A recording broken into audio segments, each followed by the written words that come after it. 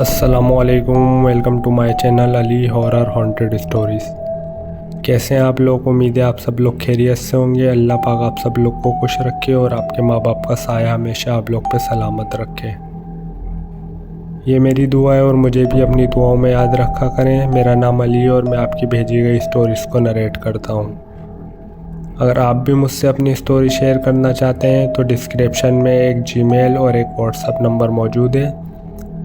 Voice के ज़रिए या मुझे लिखकर, जैसे आपको ठीक लगे, मुझे भेज सकते हैं। मैं बेस्ट स्टोरी सिलेक्ट करके नरेट कर दूंगा।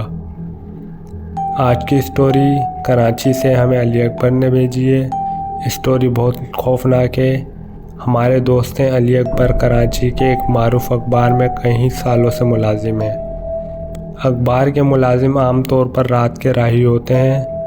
अखबार चूँकि रात गए प्रेस में जाता है, इसलिए इसमें काम करने वाले भी शाम के वक्त ही ऑफिस पहुँचते हैं और फिर आधी रात को कहीं काम मुकम्मल करके घर वापस लौटते हैं। एक ऐसे वक्त पे कहीं जब सड़कें सुनसान और चारों सूहों का आलम तारी होता है, ख़ुसूसन सर्दियों की रात में, तो ये वीराना और भी बढ़ जाता है। लेकिन बेचारे साफ़ी और अखबार के कारकुन इन वीरानों के आदी होते हैं।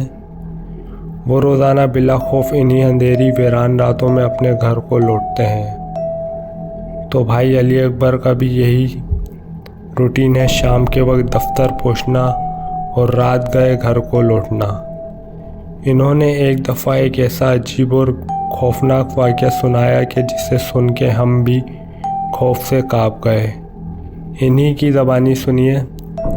बढ़ते हैं अपनी स्टोरी की तरफ। स्टोरी बहुत खौफनाक होने वाली है। जिनको डर लगता है वो आयतल कुर्सी पढ़ लें। शुरू करते हैं अपनी स्टोरी। ये 1990 का जिक्र है। एक रात में अपनी गाड़ी में शारे फैसल पर बलोच कॉलोनी फ्लाईओवर से उतरकर नर्सरी की तरफ बढ़ रहा था। इस वक्त तकरीबन 3 बजे का वक्त होगा। मैं हल्की रफ्तार के साथ पुल से उतर रहा था। इसी वक्त अचानक मैंने देखा कि सामने कुछ फासले पर एक इंतहाई बूढ़ी खमीदा कमर औरत, और जो अपने हाथों में एक गठरी लिए पुल के फुटपाथ पर पैदल चलती हुई आहिस्ता आहिस्ता नीचे की तरफ जा रही है। मुझे हैरानी हुई कि रात के इस पहर औरत यहाँ कहाँ घूम रही है। मैंने कार की रफ्तार आहिस्ता की और औरत के करीब जाकर पूछा, अम्मा, तुम इस वक्त कहाँ जा रही हो? रात के इस सन्नाटे में मेरी आवाज़ हर तरफ गूंज सी गई। लेकिन इस बूढ़ी औरत ने कोई तवज्जो ना दी और अपनी सीट में आहिस्ता आहिस्ता आगे बढ़ रही थी। मैंने भी गाड़ी को इसके साथ साथ आगे बढ़ाया और फिर चीखा, अम्मा, तुम्हें कहाँ जाना है? मैं छोड़ देता हूँ। मेरी दूसरी आवाज़ पर वो औरत ठिठक कर रुकी और मेरी तरफ देखा। मैंने फ़ौरन गाड़ी रोकी और हाथ बढ़ाकर दरवाज़ा अंदर से खोल दिया। बूढ़ी औरत अंदर आकर बैठ गई और गठरी अपनी गोद में रख ली। लेकिन जैसे ही मैंने दरवाज़ा बंद किया तो गाड़ी में अचानक एक ऐसी अजीब नागवार सी बू फैली कि जो मैंने अपनी ज़िंदगी में इससे पहले कभी नहीं सूंघी होगी।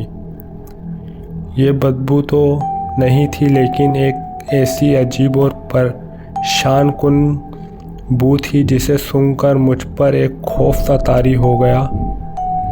इसी वक्त मैंने सोचा कि इस औरत को लिफ्ट देकर मैंने ठीक नहीं किया, लेकिन अब क्या हो सकता था? अब तो वो अंदर आकर बैठ चुकी थी। मैंने पूछा, अम्मा, आपको कहाँ जाना है? मैंने गाड़ी आगे बढ़ाते हुए नज़र सड़क पर रखे इससे पूछा। महमूदाबाद जाना है, एक अजीब ससुराती और गूंजती सी आवाज़ में जवाब दिया।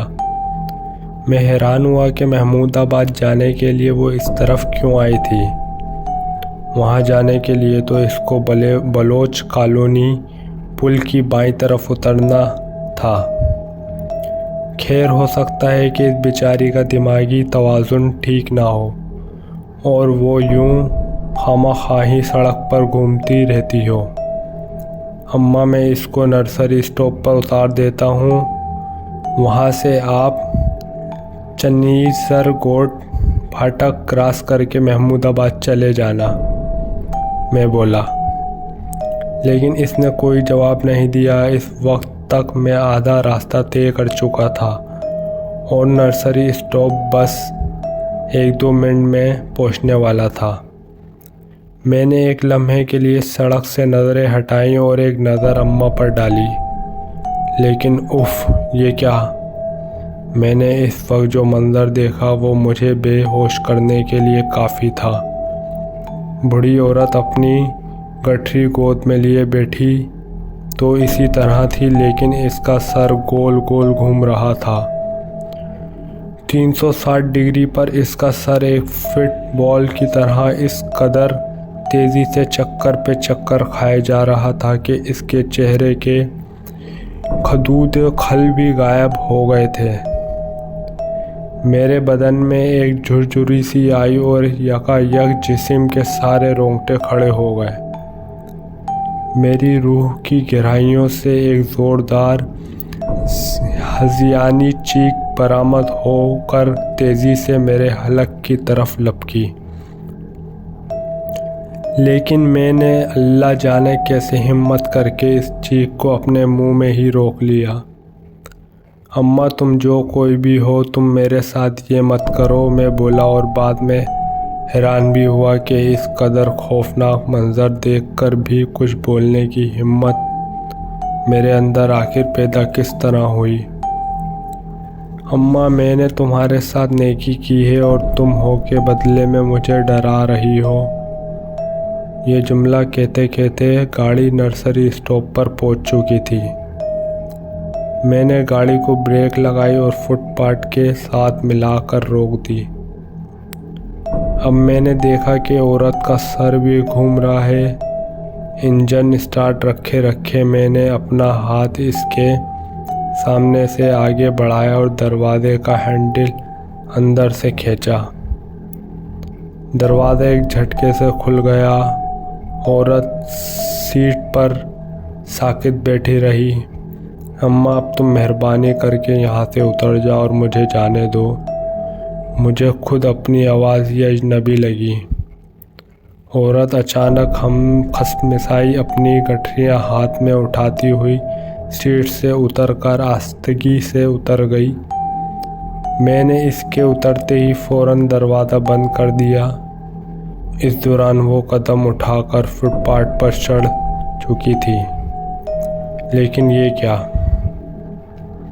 फुटपाथ पर चढ़ते ही वो अचानक फ़िज़ा में तहलील हो गई। एक लम्हे पहले वो मेरी आंखों के सामने मौजूद थी और अगले ही लम्हे फुटपाथ खाली था।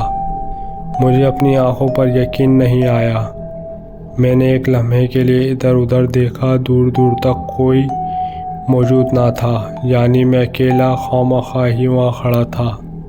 मैंने अपने सर को ज़ोर से झटका और एक्सीलेटर पर पाँव का पूरा जोर डाल दिया। गाड़ी एक झटके से आगे बढ़ी तो इसके टायर सड़क पर चीख की तरह बुलंद आवाज़ से चलचलाते। रात के सन्नाटे में ये आवाज़ दूर दूर तक फैली और गाड़ी फर्राटेदार रफ्तार से शारे फैसल पर दौड़ती चली गई। मैं इस औरत की गाड़ी में मौजूदगी के दौरान इतना खौफज़दा नहीं हुआ था जितना इसके उतरने के बाद हो रहा था।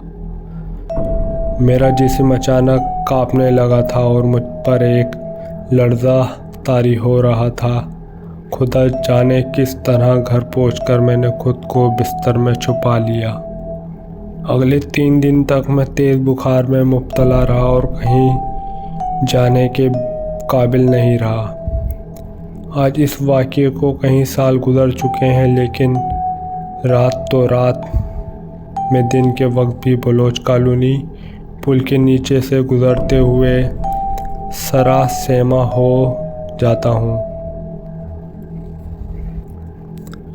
शुक्रिया अली अकबर भाई, आपने अपनी स्टोरी हमसे शेयर की। अगर आपको स्टोरी अच्छी लगी है तो मुझे प्लीज़ कमेंट में लाजमी बताइएगा और जो फॉरेस्ट टावर की स्टोरी का लास्ट पार्ट रह गया है वो स्टोरी मैं अब जब सेंड करूँगा, जब आप लोग मुझे कमेंट में कहोगे। और अली अकबर भाई ने अपना एक वाक़या और शेयर किया है जो शार फैसल के करीब गोरा कब्रिस्तान का है, जो मैं आपसे नेक्स्ट एपिसोड में शेयर करूँगा। आप लोग मुझे सपोर्ट नहीं कर रहे, प्लीज़ यार मुझे सपोर्ट करो, और ताकि मेरा भी दिल करे आपके लिए अच्छी से अच्छी स्टोरी लाने का। और मेरा चैनल और मेरी स्टोरी को अपने दोस्त, अपनी फैमिली से शेयर करो ताकि मेरी मेहनत ज़ाया ना हो। उम्मीद है आप लोग मुझे सपोर्ट करोगे। मिलते हैं नेक्स्ट एपिसोड में। अपना ख्याल रखिएगा। अल्लाह हाफिज़।